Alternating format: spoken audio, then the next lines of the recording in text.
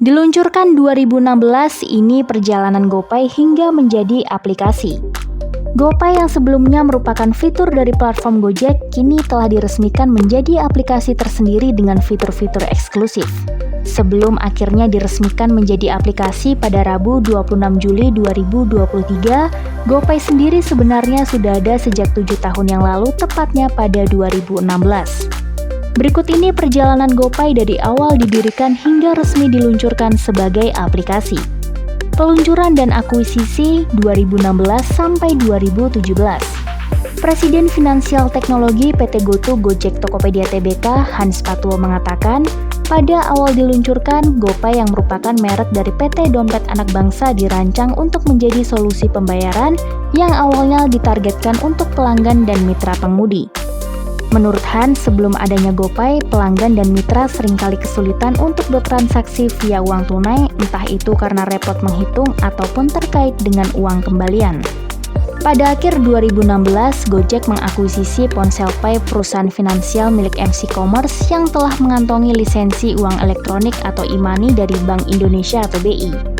Kemudian pada 2017, Gojek pun melakukan akuisisi terhadap 3 perusahaan fintech yaitu Kartuku, Midrange, dan Mapan. Aldi Haryo Pratomo yang sebelumnya menjadi founder dari Mapan pun diangkat menjadi Chief Executive Officer atau CEO untuk unit bisnis GoPay yang dibentuk dari akuisisi tersebut. Kode QR dan GoPay Later 2018 sampai 2019. Sampai 2017, GoPay hanya digunakan sebagai pembayaran non-tunai dalam layanan Gojek. Barulah pada tahun 2018, GoPay didorong untuk dapat diakses untuk khalayak luas dan dapat digunakan sebagai metode pembayaran di luar layanan Gojek. Pada Mei 2018, GoPay menjadi uang elektronik pertama di Indonesia yang menghadirkan layanan dengan penggunaan kode Quick Response atau QR dengan memfokuskan kepada penjual makanan. Kemudian jangkauan transaksi GoPay pun terus diperluas hingga menyentuh sarana transportasi publik hingga pembayaran zakat. Pada September 2019, GoPay Later pun diluncurkan sebagai layanan Buy Now Pay Later atau BNPL. GoPay Later ini diluncurkan sebagai produk yang dioperatori oleh PT Mapan Global Reksa atau Vindaya yang merupakan bagian dari grup Mapan yang sebelumnya telah diakuisisi Gojek. Perluasan jangkauan transaksi 2019 sampai 2020. Pada rentang 2019 hingga 2020, fungsi pembayaran GoPay terus diperluas hingga mencakup layanan asuransi melalui GoSure dan layanan investasi melalui GoInvestasi. Fitur GoTagihan pun terus diperluas dan dapat digunakan untuk pembayaran tagihan seperti pajak, air, listrik, pulsa, dan lain-lainnya. Kemudian GoPay pun dilebarkan lagi sayapnya untuk bisa digunakan sebagai opsi pembayaran di Google Play, View, YouTube Premium, hingga Spotify. GoPay juga dikembangkan agar bisa digunakan untuk membayar parkir di pusat-pusat perbelanjaan yang dikelola oleh Secure Parking. Merger Gojek dan Tokopedia 2021.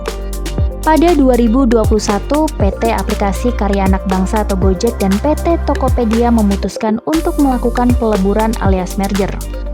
Dengan merger ini, fitur GoPay pun bisa diakses melalui Tokopedia sehingga semakin memperluas inklusi pembayaran yang dihadirkan oleh PT Dompet Anak Bangsa. Setahun berikutnya, GoPay Later pun bisa digunakan untuk transaksi pembelian di platform e-commerce Tokopedia. Selain itu, layanan teknologi finansial Gojek dan Tokopedia pun turut digabungkan menjadi GoTo Finansial dan mengangkat Hans Patuwo sebagai Presiden Unit Bisnis. GoPay Pinjam 2022.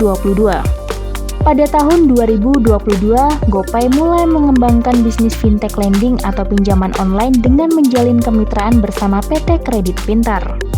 Layanan GoPay Pinjam ini menawarkan pinjaman hingga nominal 15 juta dengan pembayaran yang bisa dicicil hingga 12 bulan. Peluncuran aplikasi dan peralihan operator GoPay Later 2023. Pada Juli 2023, akhirnya aplikasi GoPay diluncurkan.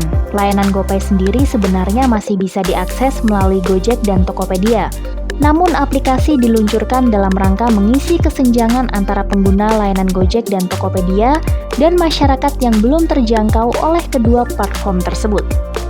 Head of Regulatory and Public Affairs GoTo Finansial Budi Ganda Subrata menyampaikan, Masyarakat yang sudah nyaman dengan fitur GoPay di aplikasi Gojek dan Tokopedia dipersilahkan untuk melanjutkan penggunaan fitur di kedua platform tersebut.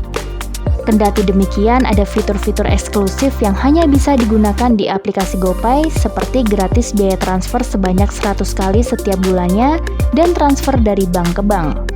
Ia pun menyampaikan bahwa ada sekitar 67 juta pengguna yang menggunakan layanan di aplikasi Gojek dan Tokopedia, dan jumlah itu masih jauh dari jumlah penduduk Indonesia yang mencapai lebih dari 270 juta jiwa. Dengan demikian, aplikasi GoPay diproyeksikan dapat mengisi kesenjangan angka untuk memperluas inklusi layanan yang diberikan oleh ekosistem GoTo. Selain diluncurkan sebagai aplikasi tersendiri, GoPay pun kini mengalihkan operator dari GoPayLater dari yang sebelumnya dikelola oleh PT Mapan Global Reksa menjadi PT Multifinance Anak Bangsa atau MAB. Notifikasi pun sudah muncul di aplikasi Gojek yang memberitahukan bahwa setelah proses migrasi operator, pengguna hanya bisa menggunakan layanan GoPayLater dari Multifinance Anak Bangsa. Dikatakan oleh Budi, peralihan ini sendiri diinisiasi dalam rangka memenuhi regulasi tentang layanan paylater yang lebih masuk ke ranah multifinance, sehingga PT Multifinance Anak Bangsa pun lebih cocok untuk layanan ini dibanding PT Mapan Global Reksa yang bergerak di bidang fintech lending. Budi pun mengatakan GoPay seterusnya akan mengeluarkan produk-produk keuangan berdasarkan kebutuhan pengguna untuk memperluas layanan yang lebih inklusif di Indonesia.